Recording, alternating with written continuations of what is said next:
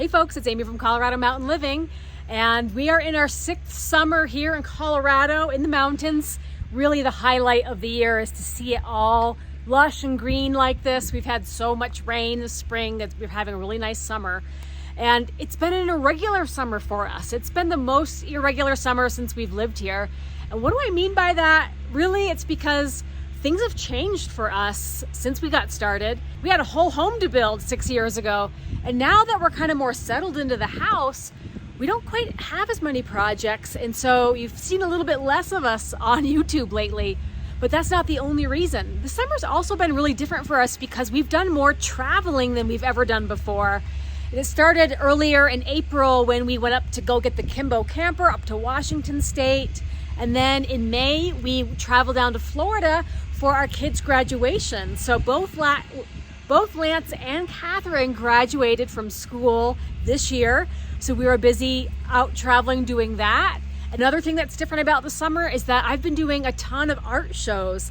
So less time on the homestead, more time down in Denver. This month we'll be up in the mountains in different locations doing different art shows. Also, we just got back from our first big vacation overseas. Me and Brian, for the first time ever, went out to Europe, to the awesome country of Croatia. The reason we did that is because our son Lance decided to do some backpacking through Europe. So he'd been all over Europe in different countries, and he asked us to meet him out there. So we all met up together as a family out in Croatia. So it was a really amazing trip. I don't know if you've ever seen pictures or have been there, but the landscape is wonderful. The food was delicious, and so was the wine. So we've just been having a lot of fun this summer. We haven't really been home a lot. What I'm trying to say is that me and Brian really haven't had a lot of time working together on the house. What that means for us is that a few things fall behind. We haven't been working on the guest room project since May, and we haven't really been developing things around the homestead like the garden. We have had challenges with the weather, and let me show you what the garden looks like. I did plant my usual radishes, arugula, and some bok choy, but I need to show you guys what happened with the garden. Between the amount of hail that we got early in the summer, we just haven't had much yield. This is like the very first radish I've picked. There's just some of them, there's just nothing there, and very low yield for us this year. But it's not just the weather. You know, the garden has suffered because of the extreme sun. We've tried other things to help with the sun, but ultimately the garden could benefit from nutrients as well, some good compost or fertilizer. And I'm going to be addressing that a little. The other thing not looking too great right now are all the wildflower seeds I planted along the retaining wall. I planted these 8 weeks ago, and just a mixture of the cold temperatures, the hail, nothing is really more than a few inches tall. And hopefully we'll get some blooms before the weather cools off, but fingers crossed. The retaining wall on the corner with the stones look pretty good. So I definitely have some natural wildflowers coming up there, but not the bouquet that I had last year. So hopefully we'll get some more before the end of the summer. But right now it's the blue flax and the sage dominating the retaining wall. So we've had a lot of rain, and the grass is taller than it's ever been. So we got almost 5-foot tall grass here, guys. All I can say is just been an irregular summer, but I think it's been the summer that we needed so far, just to kind of appreciate what we've done with the house and the homestead and step away from it a little bit, because I noticed that when we come back from vacations and all of our little trips, that it feels so good to be home. If you happen to be in Summit County this weekend, come out to Lake Dillon. There's going to be an art show going on in the downtown village area. Come and see me, come and see us. We'll be set up for the next 3 days, Friday, Saturday, and Sunday. And then the weekend after that, we'll be in Colorado Springs. We'll be taking the family down to Colorado Springs the following weekend. And then the last weekend of July, we'll be in Avon for yet another art show. So it's been a jam-packed summer, not as much going on at home because we've been going out. I'll definitely be reporting back after our first family camping experience this weekend. Even though we're 95% done, there's still more house projects to be had, probably doing the inside stuff more as the weather cools off. Brian wants to do a little bit of excavating around the house this summer and get that wrapped up. We do have something interesting coming up, and we've got a trip planned around it as well. So when I was talking about the garden earlier and some of the struggles that I've had with gardening in general, I know a lot of it has to do with our location and the elevation and the climate. So we're looking for a solution for that because we both really enjoy growing fresh food, and I think it would also be a benefit to being able to grow flowers year round to help with my art business. We've been talking to the company Growing Spaces out of Pagosa Springs, Colorado, and they're the makers of the growing domes. And we've been looking at those. We talked about it. It was always something we had thought about, but we hadn't really been ready for it. But now we're kind of at that point where we feel like we could be ready for that next step. It would involve definitely some excavation and some building. So we're going to be we're going to be visiting with them in a few upcoming videos. We're going to go check out one of their local 26-foot grow domes in Golden, Colorado.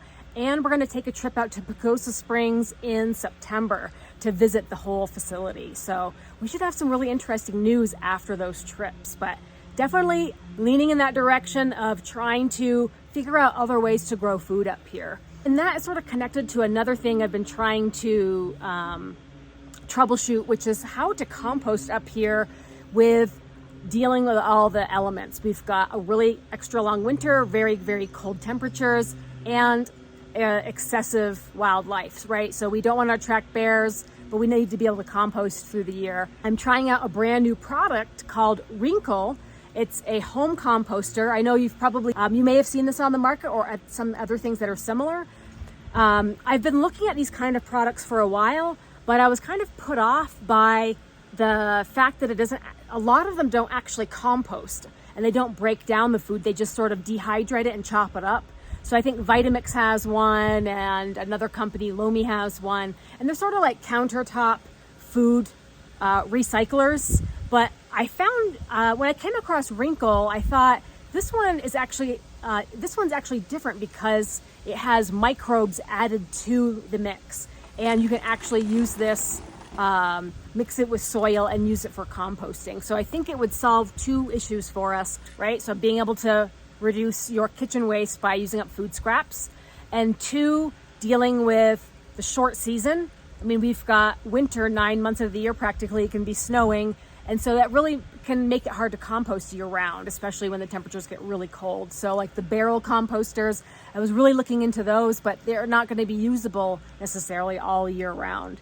And then the third reason was to be able to have some good quality material, organic material to put into gardening, because I feel like that's been a missing piece for us. It arrived yesterday. Let me show it to you real quick, and we'll do a little bit of an experiment. Right next to the trash can, you can see it's a decent size. What I've noticed about other brands is that they're kind of a smaller volume, so you're pretty much restricted on how much you can put in at a time or how much substrate you can pull out of it. But this one definitely has a nice size receptacle. You do plug it in, and and it does heat the food and stir it with an auger inside. So there's a couple of mechanisms of action there. The other thing that I liked about this one was that it actually introduces a microorganism into the compost material itself. So it helps actually break things down and instead of just dehydrating your food and chopping it up like the other brands do. This one's kind of fun because it has a foot motion sensor. So you can put your foot by it and it'll open up the lid, save a step, right? And this is what it looks like on the inside right now. I introduced the beginning of the microorganism starter. You can see a little bit of the auger there, and it is ready to accept food. On the back of the machine, it comes with a carbon filter. So as foods decompose and gases and odors come out, you can turn on the fan and sort of clean your air and clean the odor out with these carbon filter here. It comes with so you get two in the pack, you get a spare one. And then on the side is a shovel. So as you're ready to start taking material out, you got your handy shovel ready. And so the claim with Wrinkle is that it breaks down food within 24 hours. You can add up to 2 pounds at a time. It can handle about 2 pounds per day. And I know on some days you're probably creating more than 2 pounds of food waste. Like let's say you're making a fruit salad. you might be able to space out your additions to the composter. So you can mix this. The recommendation is to mix 20% compost with 80% soil to put it onto the gardens. So we'll see. It's a big experiment for us, but it definitely solves a food waste problem and a compost problem for us all year round. So I'm excited to have it. One of my very first videos on this channel was about using a worm bin for composting food. And talk about, I mean, that's the ultimate organic, right? You're just feeding it to actual organisms that will break down your food. But one of the drawbacks, I'll list two of the drawbacks with worm composting is that one, it produces a lot of stinky liquid. Really great stuff if you want to water it down and pour it on your plants. It's very rich in minerals, but it can be really smelly, and if you spill it, it can make a really huge mess.